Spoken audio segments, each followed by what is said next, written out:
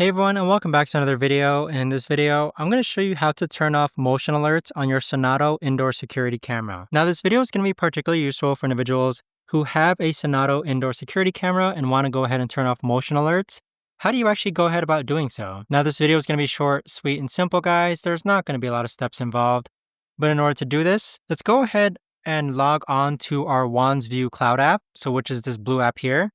And this is assuming that you already have your indoor security camera connected to your Wands View Cloud app. So go ahead and click on the gear icon on the device which you want to go ahead and turn motion alerts off from. And then you're going to see this option here called motion alert. Click on motion alert. Afterwards, there's going to be a toggle button next to enable. So go ahead and click on that.